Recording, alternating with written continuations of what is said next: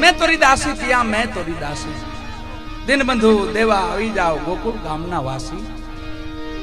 जीवण साहेब की रचना से जे गवाय श्री महात्मा मुरदास जी अमरेली। महात्मा रातना रामायण નું રસપાન કરે છે। એક દીકરી કુએ પડવા આવે છે। महात्मा मुरदासजी ने रोके છે, बेटा શું કામ મરી જાશો? કીધું બાપુ જગતમાં જીવાય એમ નથી, કારણ કોઈ બેટા? હા બાપુ, એક કર્મ થયો છે મારથી, મારી ભૂલ છે। એવું શું કર્મ બેટા? બાપુ મારા પેટમાં બાળક છે, એના બાપનું નામ દેવાય એમ નથી। કોણ છો તું? હું એક બ્રાહ્મણની દીકરી છું। ઓહો, બ્રાહ્મણ પાછી સ્ત્રી ને તારા પેટમાં બાળક, તો બેટા ત્રણ ત્રણ હત્યા લાગે મને, હું સાધુ છું, હું ત્રણ ત્રણ હત્યા ન લઈ શકું। કોઈ કારણ છે બેટા એનો, એનો ઉપાય કાકા છે? કે બાપુ ઉપાય એક છે, જો મારા બાળકનો કોઈ બાપ બની જાય ને તો જગતમાં જીવી તો તું જીવી જા? તો કે હા। તો જા નગરના માણસોને કહી દે કે આ બાળકનો બાપ મહાત્મા મુરદાસજી છે। બાપુ તમને જગત ભગવાન જેમ માને છે, કાયમ તમારી આરતી કરે છે, ફૂલોના હાર પહેરાવે છે, પણ જઈ મહાત્માને ફૂલનો હાર પહેરાવ આવે ને તો મહાત્મા મુરદાસજી કહેતા મને નહીં મારા ઠાકરને હાર પહેરાવો ભાઈ, એવું બોલતા। નગરને ખબર પડી, ગામ પાછું વળ્યું, માથે મુંડન કરાયું મહાત્મા મુરદાસજી માથે, મોં કાળું કર્યું, ગધેડું મગાવ્યું, અવળા ગધેડે બેહાઈ જાવ, છેલ્લે જોડાનો હાર જૂતાનો હાર લઈને આવ્યા ગામ। તો એ મહાત્માએ ઠાકર હામું જોયું, તને આવા પણ હાર ગમતા લાગે છે? મારે તો પહેરવો નથી, કે હું તો હાર તો તને ગમે છે, પણ આ હાર પણ તને ગમતો લાગે છે, એવું મહાત્મા મુરદાસજી ઠાકરને હામું ઈશારો કર્યો।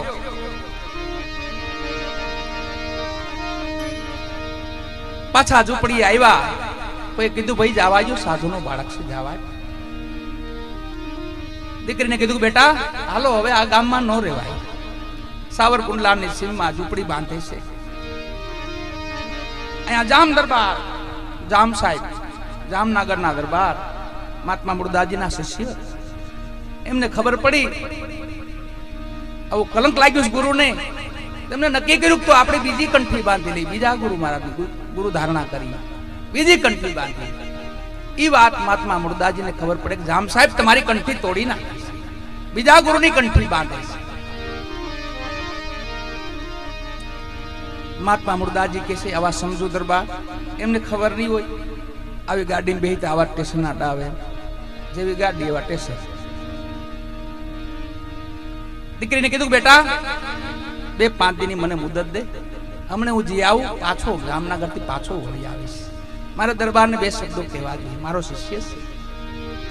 મહાત્મા મુરદાસજી જાય છે જામનગર, દરબારગઢ થોડોક દૂર રહ્યો ને, એક મરેલું બિલાડું પડેલું આંચળામાં વીટી લીધું, બગલમાં મારી લીધું।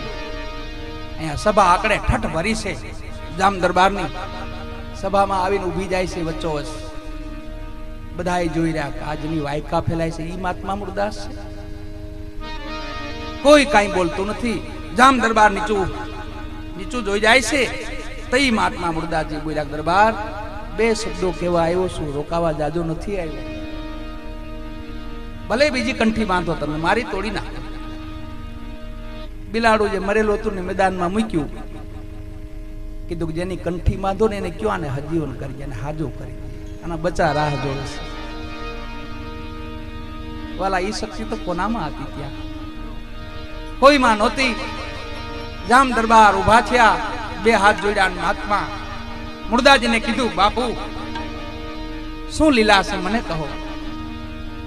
એમ દરબાર, એક પાણીની જારી મગવું, પાણીની જારી મગવી, બિલાડા માથે 3 અંજળી મારીને જગત જોવે એમ બિલાડો બેઠું કર્યું।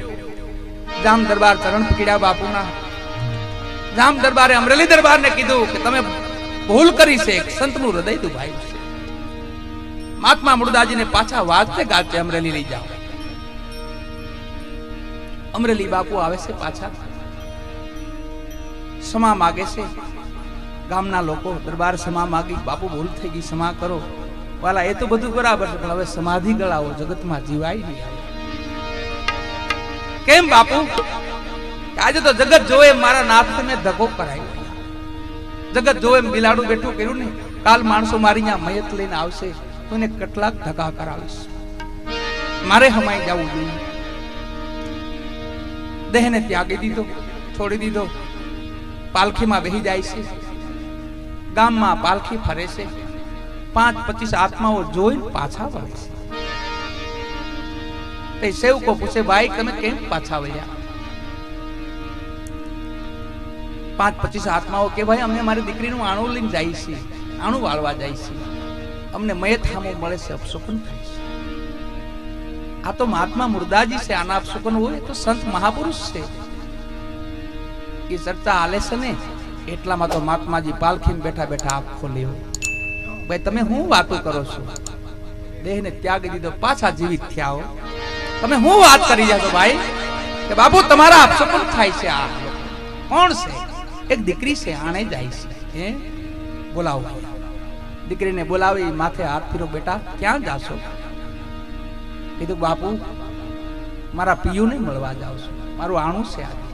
એમ બેટા તું તારા પિયુને મળવા જા ને, હું પણ મારા પિયુને મળવા જતો હતો. પણ આજે બેટા તું જા, કાલે હું જાય. કાળને કીધું એક દી પાછો હટી જા. આપણા મહાપુરુષો એવા થયા, કાળને એમ કહી દે ભાઈ, શબ્દો બોલાય હજી કાનમાં ગુંજે છે. કાળને એમ કહી દે તું હટી જા પાછો. સદગુરુ મોરાર સાહેબ ત્યાં મોરારનું ખંભાળિયા, થરાના રાજકુમાર હતા, વાઘેલા દરબાર હતા. એને ઓથીને વચન આપ્યું હતું, બેટા છેલ્લી વેળાએ મળીને જાય છે. દેહ છોડી દીધો.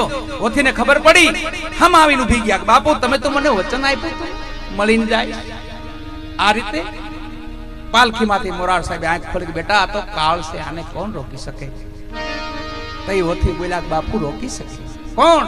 આપ જેવા મહાપુરુષો. કોઈ રોક્યો બેટા? કે હા બાપુ. કોને રોક્યો? કે મહાભારતમાં ભીષ્મ પિતામહે 6 મહિના કાળને રોકી દીધો. એમ પાલખીમાંથી હેઠા ઉતરીને કે ભીષ્મના 6 તો મોરારના 12 મહિના કાળને હટાવી દીધો. આવી ઘટના આપણા મહાપુરુષો, આપણા સંતોની વાણી છે. અને દિલથી એકાદો શબ્દ આપણે લાગુ પડી જાય ને વાલા, જીવન બની જાય, જીવન સુધરી જાય, કેડો મળી જાય, રસ્તો મળી જાય. મહાપુરુષોની ગાથા ઈ છે, વાણી ઈ છે. મહારાષ્ટ્રમાં એક સંત તુકારામ થયા, એમને મહાત્મા મુર્દાજી જેવું જ બનેલું, ગધેડે બેહાઈ જાય. એમના ધર્મ પત્ની હતા ને, એને કીધું આવા ભૂંડા કામ કરતો ગધેડે બેહવું પડે ને, ભગતના નામ ધરાવો છો, આવા ખોટા કામ કરો તે ગધેડે બેહવું પડે ને.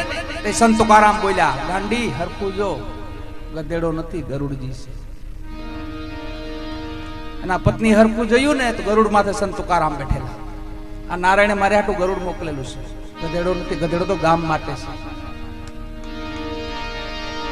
મહાપુરુષોની લાજ રાખવા માટે, ભક્તોની લાજ રાખવા માટે ધણી હાજરા હાજર છે વાલા. ઘોડલિયાનો એક પગ ઊંચો જ રાખ્યો છે. ખાલી પોકાર કરો. હજી આ કટારી કોઈના કયામાં નહીં, નહીં અણી નહીં ધાર. એ ઘાયલો કરી ગઈ પાંજરું, નીકળી ગઈ આરમ પાર.